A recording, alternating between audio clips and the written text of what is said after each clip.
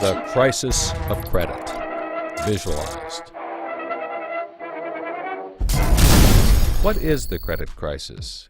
It's a worldwide financial fiasco involving terms you've probably heard like subprime mortgages, collateralized debt obligations, frozen credit markets, and credit default swaps. Who's affected? Everyone. How did it happen? Here's how. The credit crisis brings two groups of people together, homeowners and investors. Homeowners represent their mortgages, and investors represent their money. These mortgages represent houses, and this money represents large institutions like pension funds, insurance companies, sovereign funds, mutual funds, etc. These groups are brought together through the financial system, a bunch of banks and brokers commonly known as Wall Street. While it may not seem like it, these banks on Wall Street are closely connected to these houses on Main Street. To understand how, let's start at the beginning. Years ago, the investors are sitting on their pile of money, looking for a good investment to turn into more money. Traditionally, they go to the U.S. Federal Reserve, where they buy Treasury bills, believed to be the safest investment. But in the wake of the dot-com bust in September 11th, Federal Reserve Chairman Alan Greenspan lowers interest rates to only 1% to keep the economy strong. 1% is a very low return on investment, so the investors say, no thanks. On the flip side, this means banks on Wall Street can borrow from the Fed for only 1%.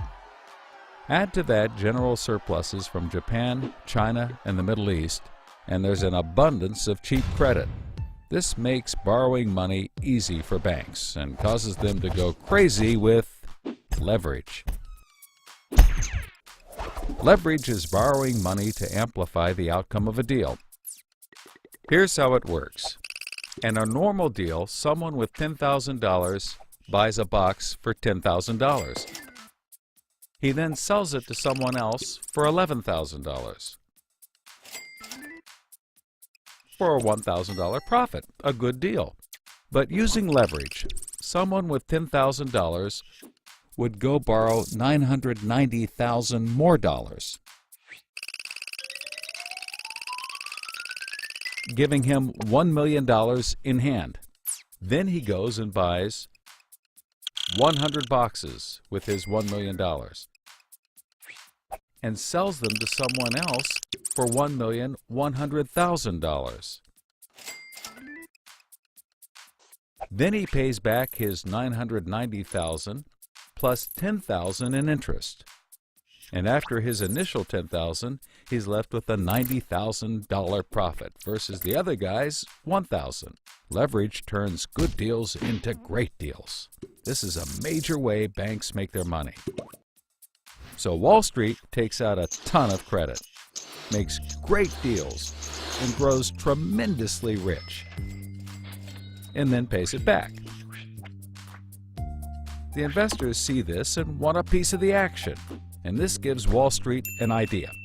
They can connect the investors to the homeowners through mortgages. Here's how it works.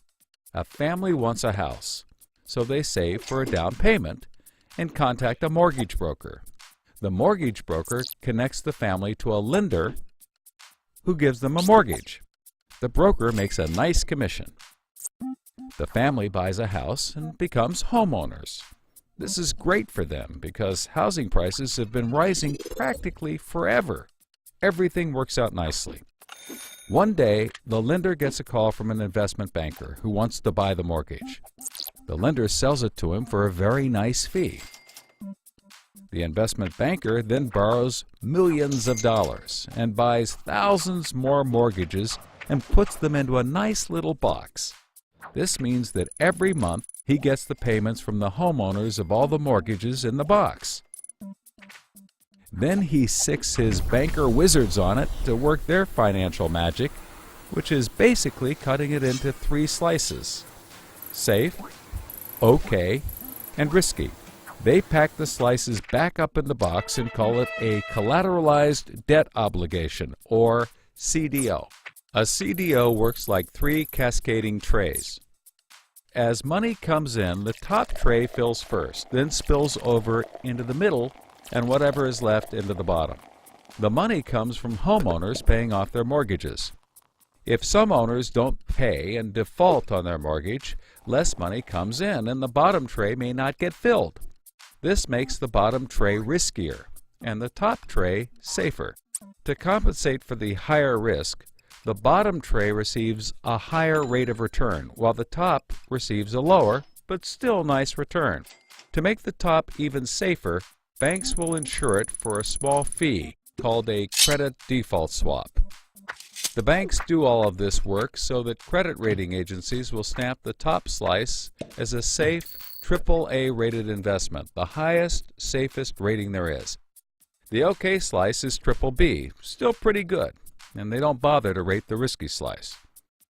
Because of the AAA rating, the investment banker can sell the safe slice to the investors who only want safe investments. He sells the OK slice to other bankers, and the risky slices to hedge funds and other risk takers. The investment banker makes millions. He then repays his loans. Finally, the investors have found a good investment for their money, much better than the 1% Treasury bills. They're so pleased they want more CDO slices. So the investment banker calls up the lender, wanting more mortgages.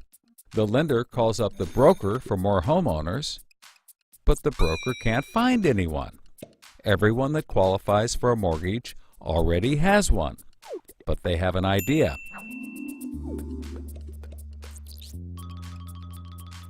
When homeowners default on their mortgage, the lender gets the house, and houses are always increasing in value.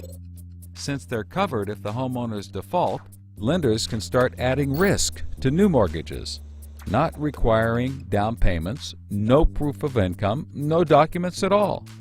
And that's exactly what they did. So instead of lending to responsible homeowners, called prime mortgages, they started to get some that were, well, less responsible. These are subprime mortgages. This is the turning point.